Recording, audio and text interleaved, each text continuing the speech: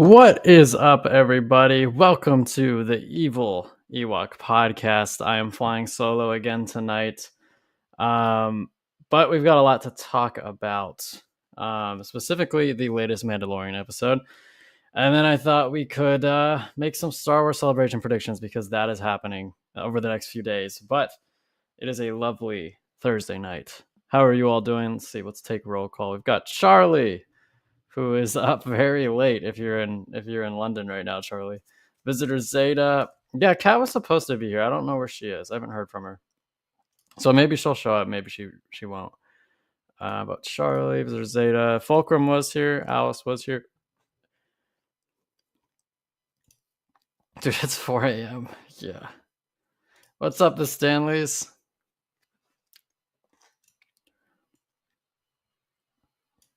Welcome. But yeah, let's just get right into it. Guns for Hire, episode 6 of season 3 of The Mandalorian. I've had some time to think about this episode, and if I'm honest, I probably like it even less than I liked it initially. And those of you who were there that night, you heard my thoughts in the aftermath of the show. I just think it was oh damn, Charlie. Passport people are asking for debt. Yeah, passports are tricky, man. I hope you make it there. That's crazy. Hello there, Mr. Fett. But yeah, Guns for Hire. I think it was a weird episode. I think it was a very, very weird episode. And not in a good way. Not in a good way at all. Because it was weird for multiple reasons, okay? Like, first of all, the acting was weird. Specifically from Lizzo and Jack Black. And I love Jack Black. Don't get me wrong. Like, I really do. I love Jack Black. But,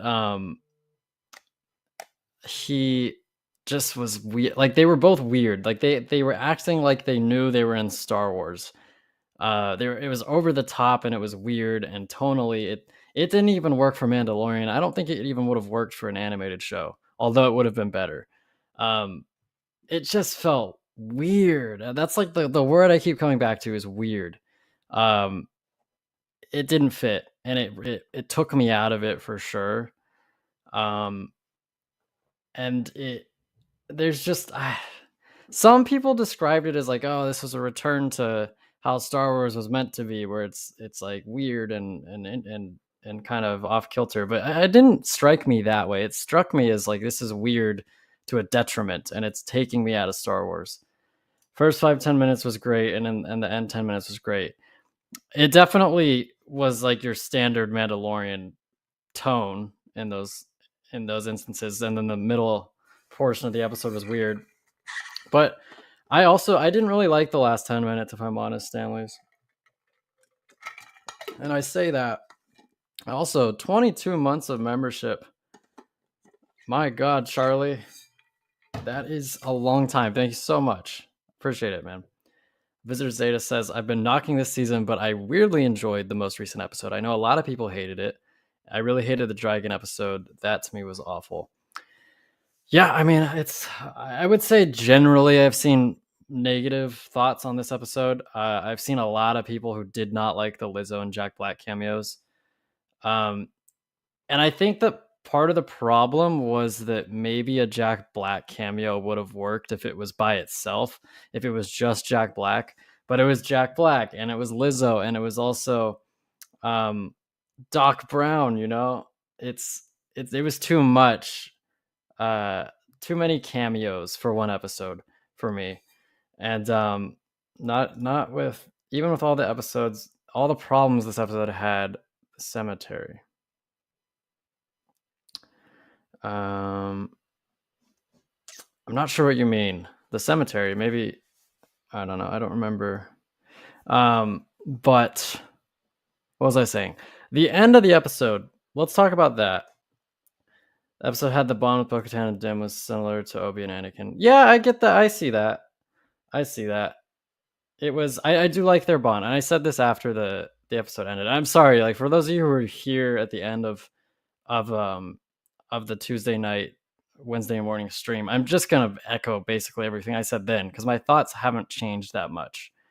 I was really hoping that someone would be on here with me to like Kat. I was really hoping Kat would be here because we could. I want to know what she thought, but I did not like the end. Again, I think that the way that they set up Din to have to struggle and learn the Darksaber, it didn't make sense to me for them to then just go, whatever, we'll give it to Bo. Like it definitely felt like they had a change of heart when they were writing season 3 and they pivoted in a different direction. And I don't think that's a good writing tactic. I think you need to continue down the logical street of logic that you started on. And then like plot twists are cool and all, but this wasn't really a plot twist. It just felt like a cop out. Like they were trying to avoid having 2 of the main characters have to fight, which would have been so interesting.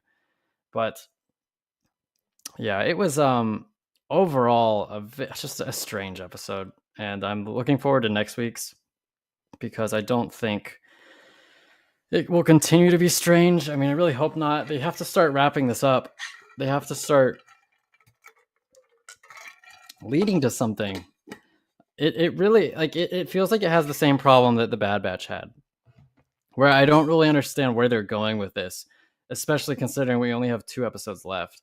If this were mid-season, I'd be like, okay, well, we've got time. They have time to carry this to its eventual conclusion of the season. But we haven't even seen who's the main villain for this season? Who's been the antagonistic force? I mean, I guess Elia Kane, but she hasn't even interacted with Din or Bo or any of the main characters. So it's puzzling, the pacing and the structure that these 2 Star Wars shows that we've had recently have chosen to go with. And yes, Bad Batch did turn it around at the end, but I don't think the ends justify the means. Like it should have been a more consistent show. It should have been a better written show. And just because the last few episodes were good does not change that. And I think that this is the same thing with The Mandalorian, except maybe even to a worse degree, because at least the Bad Batch trickled the main conflict throughout the season. They just did it very slowly and sparingly. What's the main conflict for the Mandalorian right now? Because Grogu isn't really under threat. The Mandalorians and Mandalore and all that, that's not really under threat. They're just trying to figure their shit out, basically. There's no urgency, there's no timeline, there's no ticking clock, there's no tension. And they just let out the rest of the tension that was between Bo and Din with the Darksaber, you know? Who's directing the next episode? Anyone know? I don't know. I knew Din wouldn't keep the Darksaber. He never wanted it. I agree it was stupid turning it into the Elder Wand from Harry Potter, just an excuse to give it to Bo. Yeah, but just because he didn't want it doesn't mean that... I compare it to Aragorn from the Lord of the Rings movies. He didn't want to be king. And that's what made him such a good king, was that he didn't crave power. He didn't desire it. He wasn't obsessed with ruling. He was a good man who had a good heart, and he wanted what was best for his people. And ultimately he took the throne because that was what was best for his people. That's what needed to happen to help fight Sauron. And Din could have done something similar. Like, yeah, he doesn't want to be the leader that Bo-Katan wants to be, but maybe that's what's best for Mandalore, having someone like Din, someone who's level-headed and measured. Big report came in from Star Wars leakers saying Dave Filoni will get his own movie and is going to be announced tomorrow at Star Wars Celebration. I have heard that, and I think that if he gets his own movie, I wonder if it would be some kind of crossover event of like from The Mandalorian, characters from The Mandalorian, characters from Ahsoka, characters from Book of Boba Fett. I wonder if it'd be something like that, or if he'd want to do something completely different. But I hope we do find out. I'm really excited for what we get announced.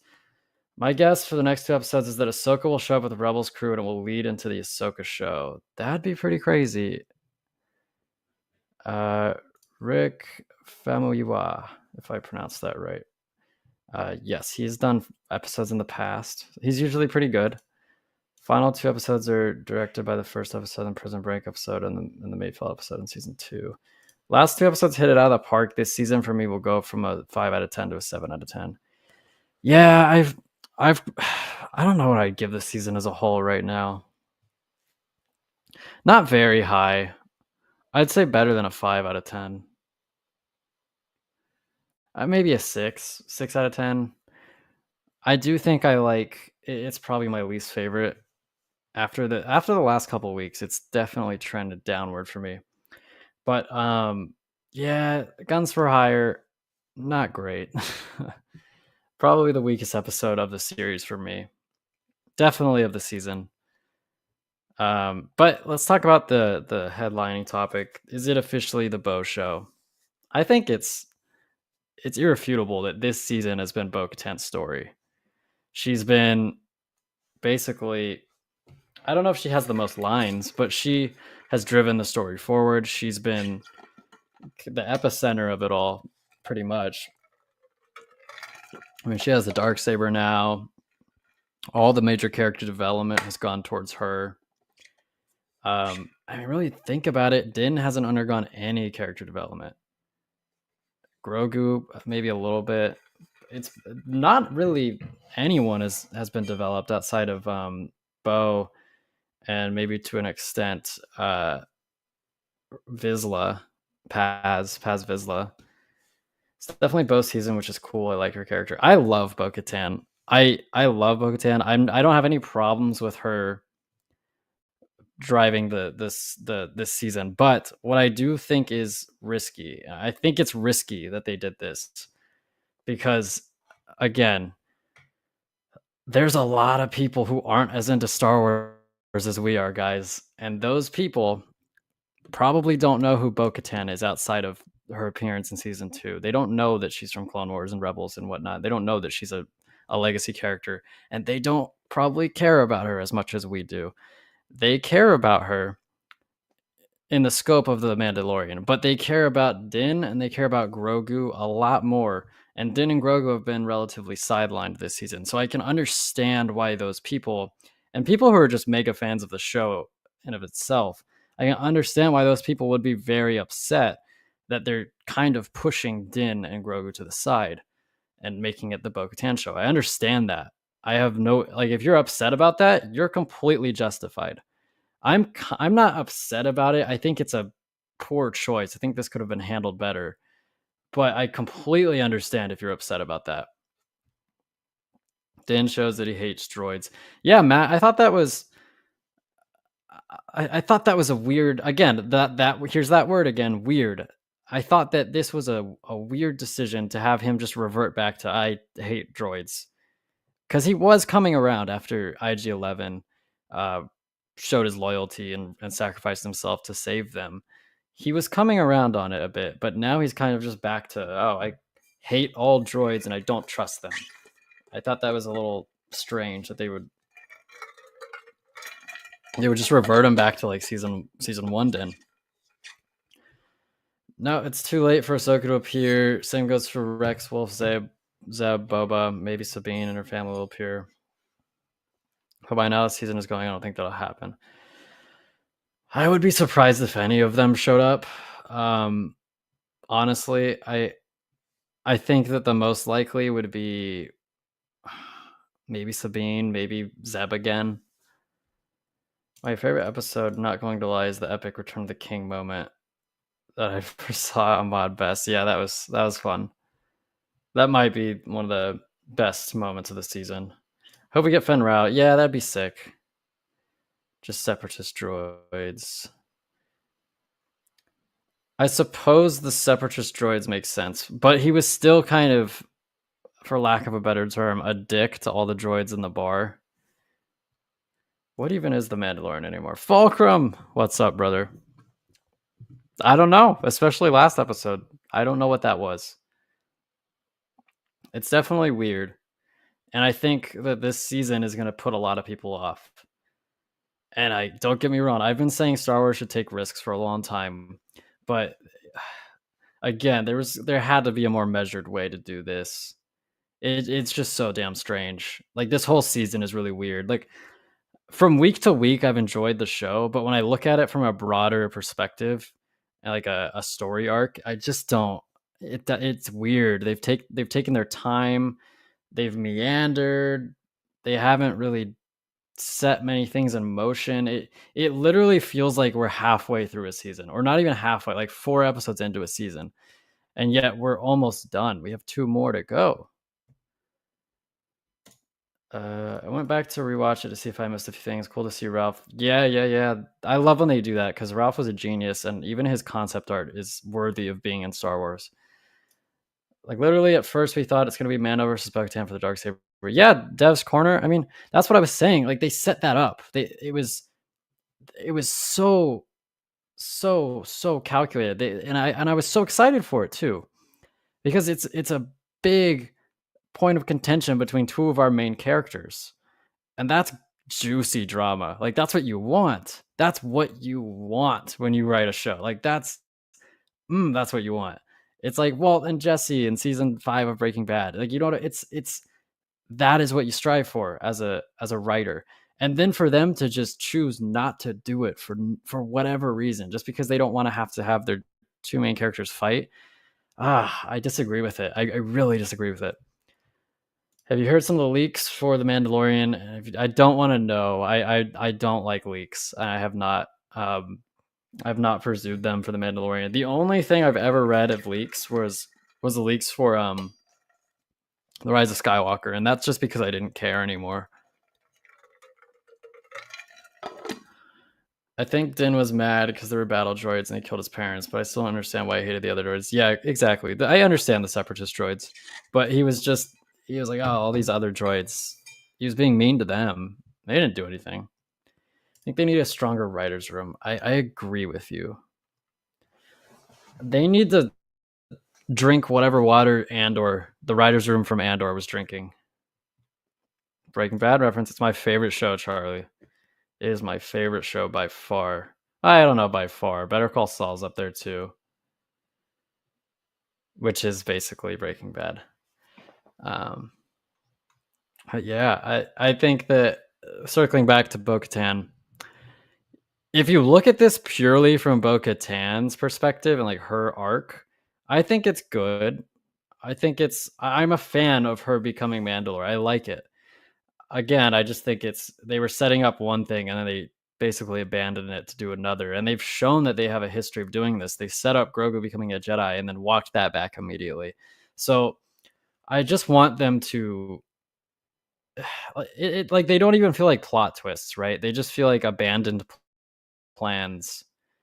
Because a plot twist is something that it's smart and it's clever and it's something that you can see coming if you read the tea leaves and you read the clues and whatnot, and then you feel good for seeing it coming. But you also feel good if you don't see it coming because it's well done and it takes you by surprise. These aren't plot twists. These are just like there's no way for you to have seen really any of this coming, based off of what they had set up.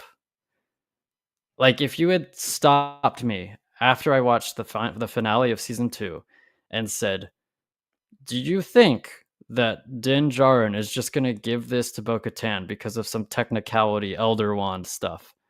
The Darksaber, that is. Do you think that's going to happen?" I would have said no. That would be stupid. Like that would be there's no drama there. There's no drama there. It's not a powerful moment. There was no drama. It didn't work for me. And if you would, in the same moment, asked me, "Do you think that Grogu and Din are just going to be reunited after basically one episode?" I would have said no. I think that would also be a poor decision. So I think that's the difference between plot twists and what they've been doing and why they've been ineffective. So I do agree with you to an extent that they do need a new writer's room. As much as I want these last 2 episodes to be great, I sense a disturbance in the force that they will land flat. I hope not, man. But you're usually our premonitions guy. You let us know beforehand if the episode's going to be good or what people are saying about it. I'm into leaks, but some of them have gotten things wrong, like Christopher Lloyd being a Mandalorian leader. Yeah, he definitely wasn't. Definitely wasn't. I think Kathleen Kennedy became too involved in Star Wars shows. I don't really know her involvement, but I'm hesitant to put it all on her because that's kind of that's the in vogue thing to do. I blame her for the sequels, and I blame Bob Iger for the sequels. But for Mandalorian, it's not really. I can't really say. I don't know.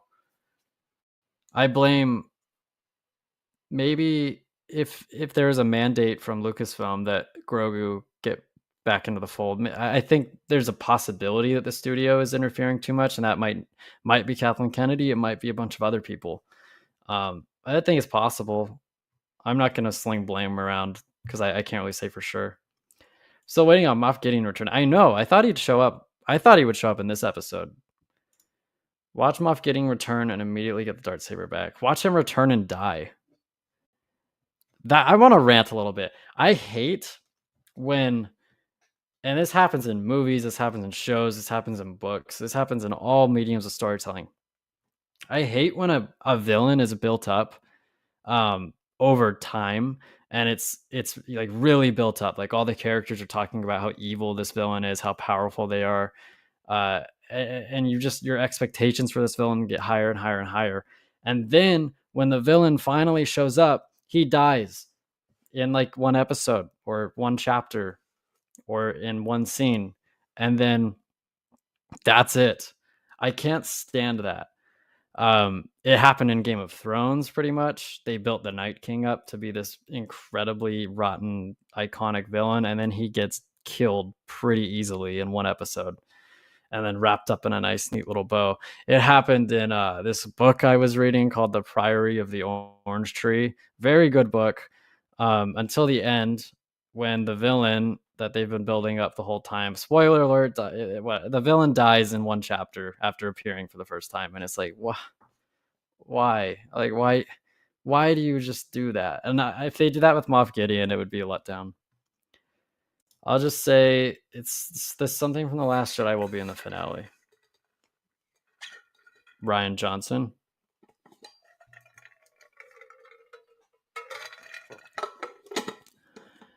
Snoke. Man, that dude knows how to use a saber. When I talked to him at GalaxyCon virtual in person, we talked Bruce Lee and kendo training. God, he's so good and amazingly kind. Yeah, I had the chance to meet him. I've told the story before. I didn't really get to talk to him that much because they're pretty snippy with the photos. They like to keep it moving. But he was very, very nice dude from what I could tell. And he even let me take the picture with the box cutter that I didn't have. He asked the dude in front of me to borrow it so that we could retake the picture. So that was really cool. I think Gideon won't appear until the finale, and he'll probably die. If that happens, I'll be upset. Giancarlo Esposito is amazing. Yeah, I know, and I could see them killing him off too, just because he's a busy man, and he's a high demand actor. He's in a bunch of shows, so I could see the Mandalorian being something that he can't continue to do, so they just kill him off, kind of in the way that Han Solo got killed off. Oh dear God, no! Season 8 Game of Thrones, it never happened. That's true. You're right, Charlie. It never happened, and I don't think season 7 really happened either. I did not like season 7. I think that Game of Thrones pretty much ends for me in the scene where Daenerys and her army is sailing to Westeros. That's where that show ends. Yeah, 1 through 6. 1 through 6 for me. I have a feeling he won't die because the actor has been saying his character will have a phoenix rising from the ashes moment. I hope so. Han got killed off because Harrison Ford absolutely despised Star Wars. Yeah, I never liked how he doesn't like Star Wars. I know this wouldn't happen, but I'd love to see a Ramsay Bolton-like villain in Star Wars. Yeah, just somebody who's rotten to the core, like Ramsay Bolton or Joffrey. I guess the closest you have to that is Krell. I would say he's the closest one to that, where he's just such an evil, rotten dude that you can accept that he's a good villain, even though you hate him.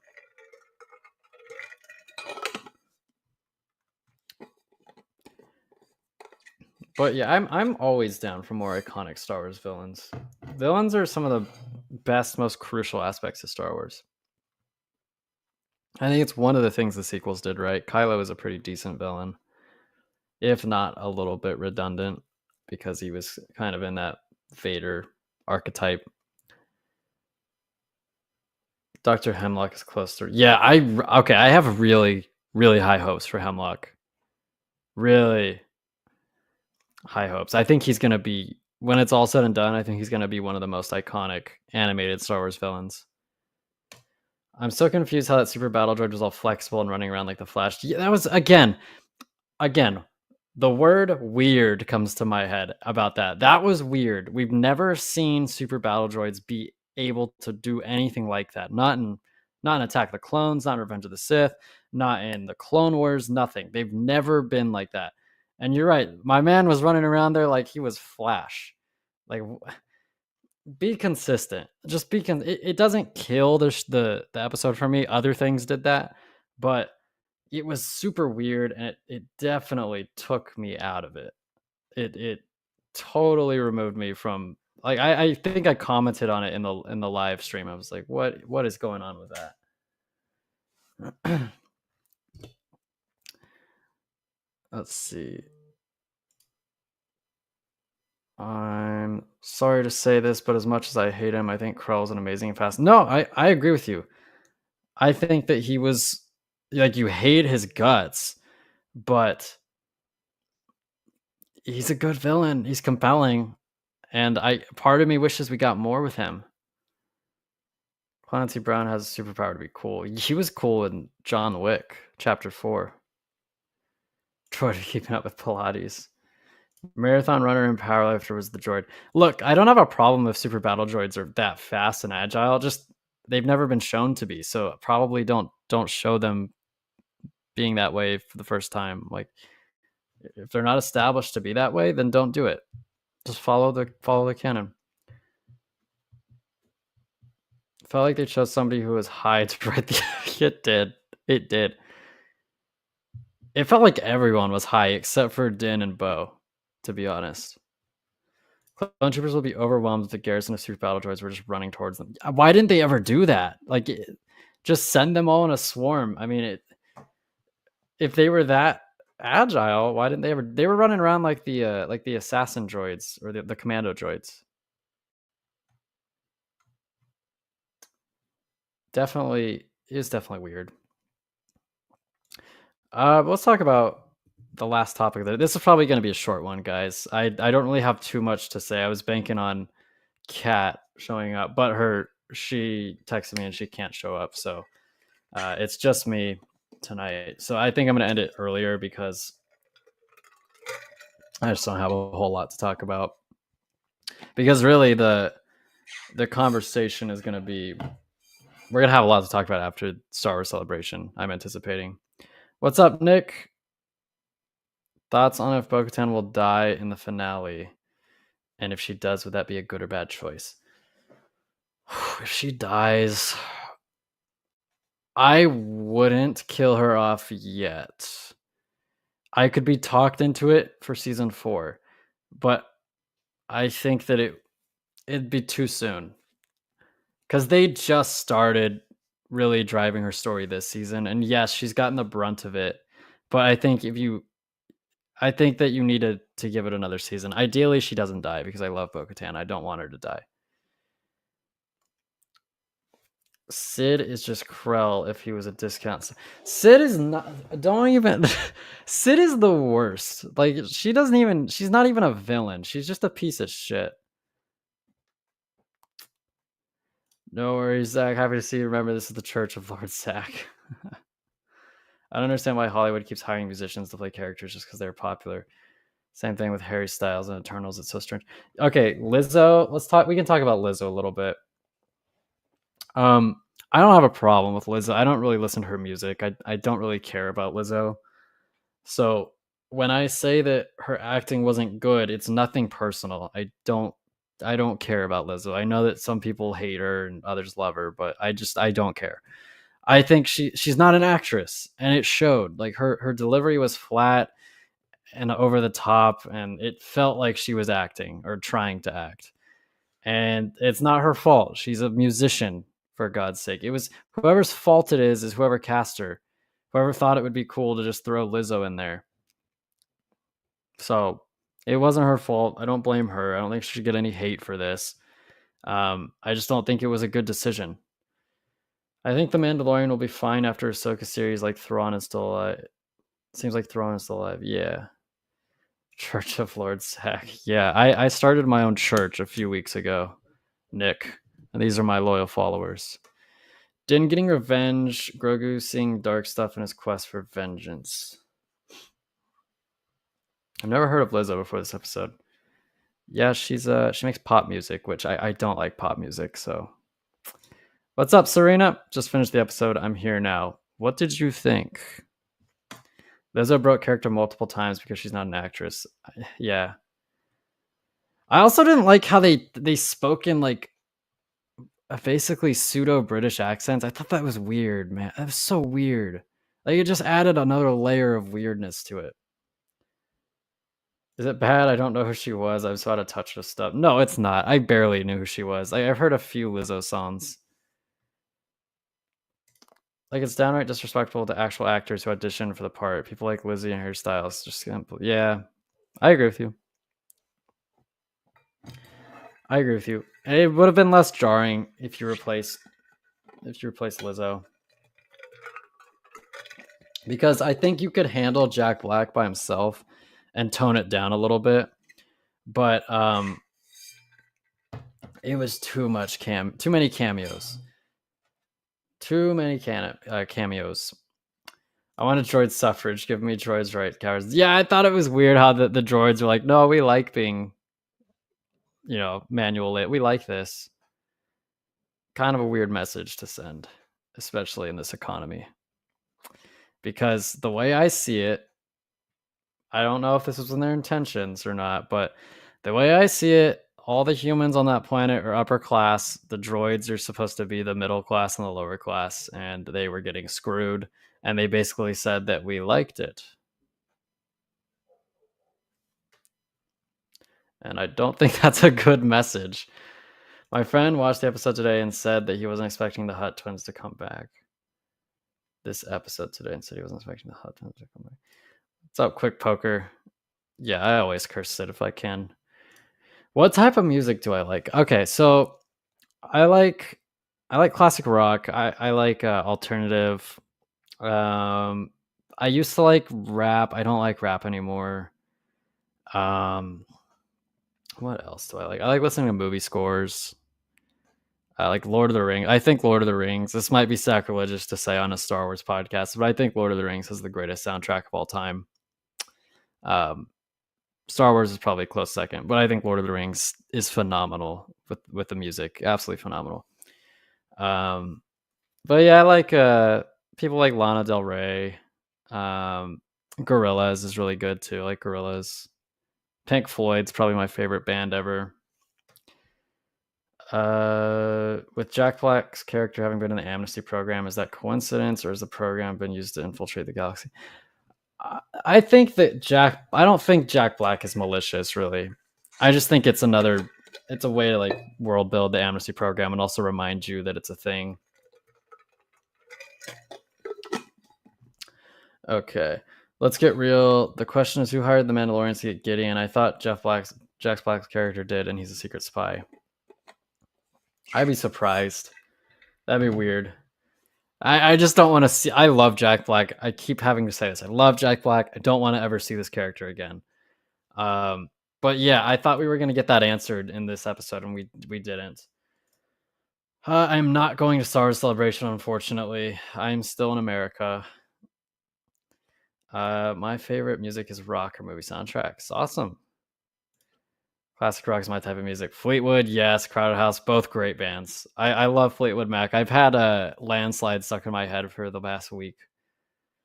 I thought it was going to be a droid protest with the help of the Ugnaughts, maybe. I'm literally going through slavery in my U.S. history class. I had a rereading of slave owners defending slavery. Yeah, it was a weird message.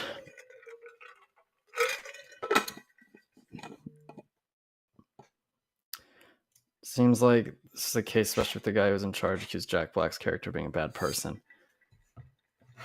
Yeah. I mean, I could see it. I just don't think they have time. And it would just kind of be left field. I also soundtracks quite often. Yes, the Gladiator. Gladiator has a great soundtrack. I especially like Elysium that they play at the end. That's my favorite song from Gladiator soundtrack, Elysium. How could the gaming YouTuber Jablinski Games be evil? I know, right? Nothing wrong with that at all, Lord Zach. Listen to the original track Lord of the Rings while making Cinnamon Toast Crunch, making more epic. Yeah, Lord of the Rings soundtrack makes everything more epic.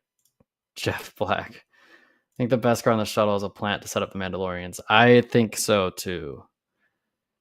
Because we've seen every faction of Mandalorians that we're aware of, and none of them have seemingly kidnapped Moff Gideon. My favorite band is either Queen or David Bowie. I also love Queen and David Bowie.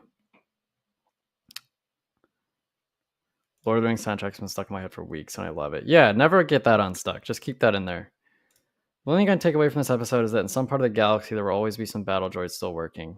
That was probably one of the only things I liked about the episode was hearing the battle droid talk and seeing them in live action again. That's probably one of the only things I liked. Batman's and Andor's soundtrack the most. They both have awesome soundtracks. Have you listened to the Kingdom of Heaven soundtrack? No, it's been a while since I've seen that movie.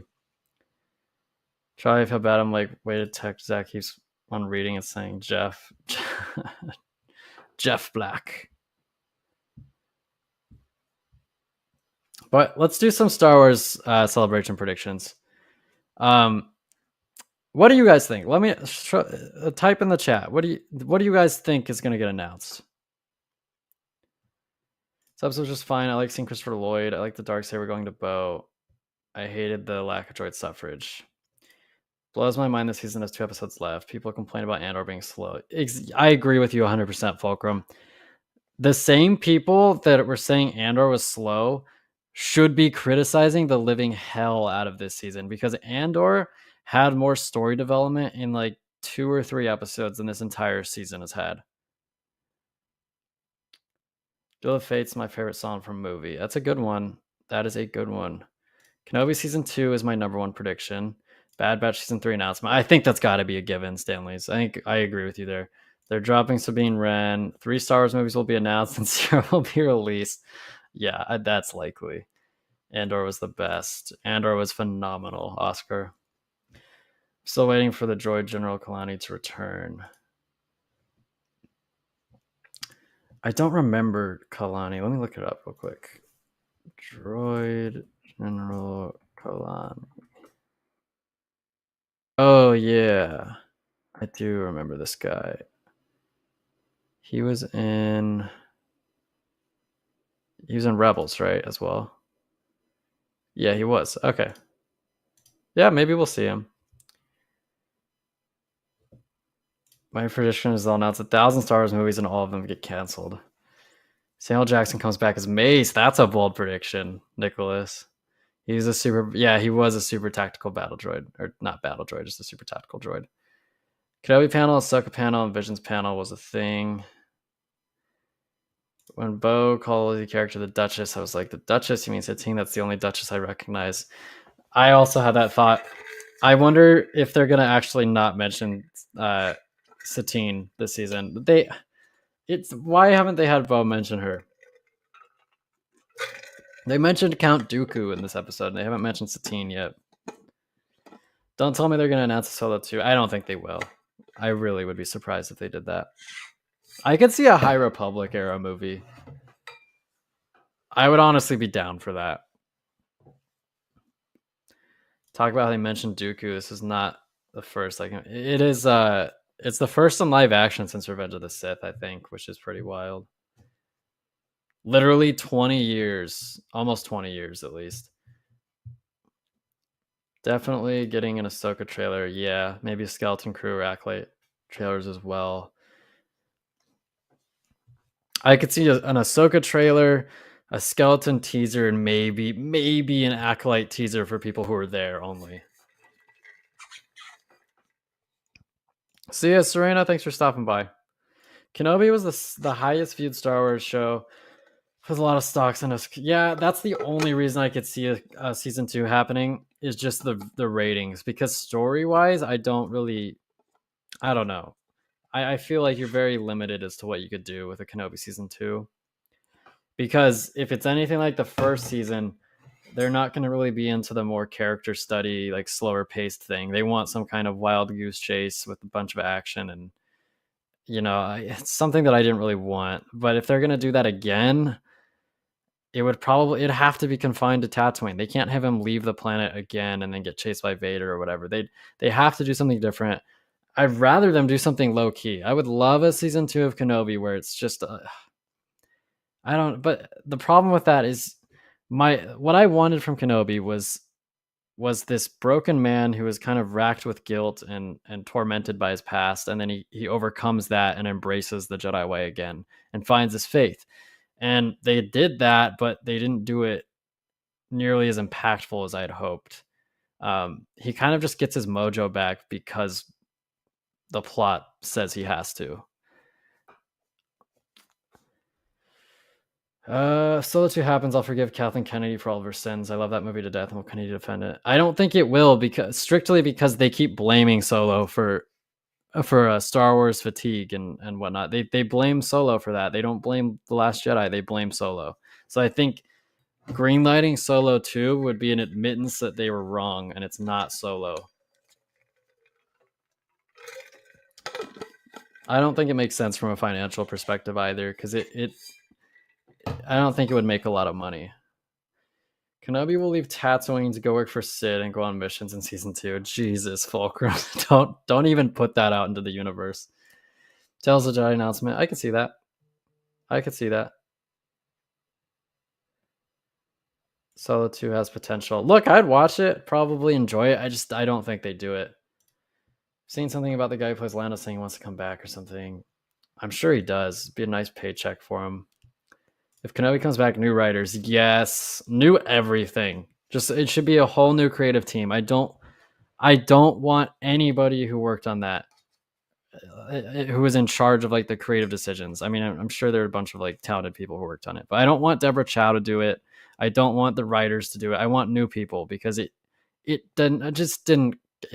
wasn't as good as it could have been, and it frustrates me. They'd have Kenobi and Commander Cody meet and force Qui-Gon training and Obi-Wan to be a Force ghost. Yeah, that'd be what they'd have to do. Have to be Obi-Wan training to be a Force ghost.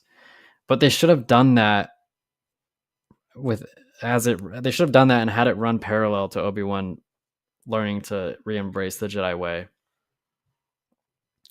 Can you imagine if a broken Obi-Wan after Revenge of the Sith was handled by Tony Gilroy? It would have been incredible. It would have been phenomenal. It would be like Logan. Like it would be like Logan good. Like that. It would have that vibe. It would have been fantastic, Fulcrum, and I don't like thinking about it because it makes me sad. We get the Martez sisters. Yeah, Martez sisters show featuring Sid. Tales of the Sith would be cool. I want to see Plagueis, man. I hope we see Plagueis in the Acolyte.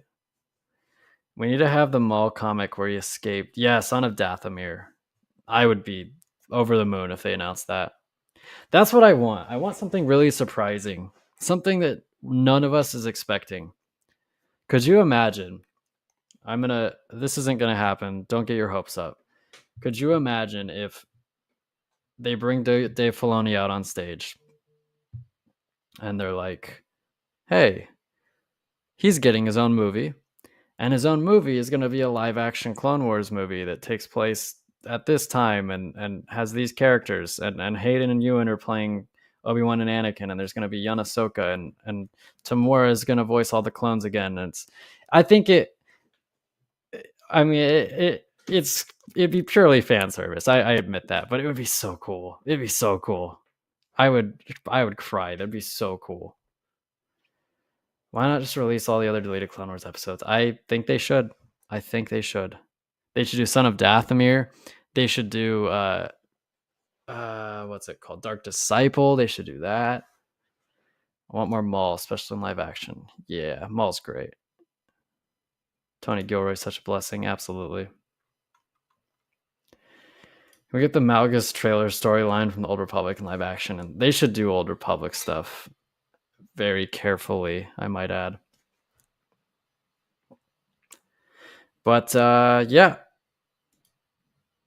let's turn Emoji Rain on, and then I'm gonna go ahead and turn myself into a circle, and you guys know what time it is.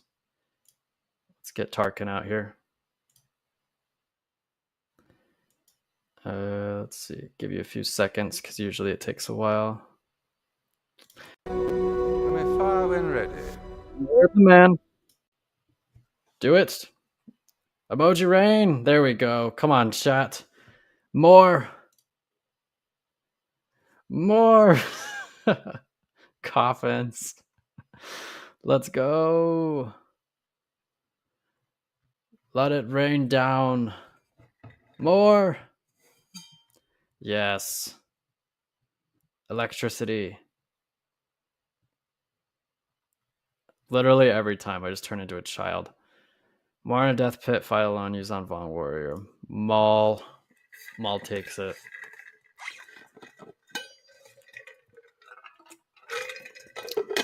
Whoa, Charlie with the emoji rain. Bricks and frogs. And what are those? I don't know what those are. Swords. I don't. Is that a screw? A screw and like a washer or a nut? Music. Easter Island.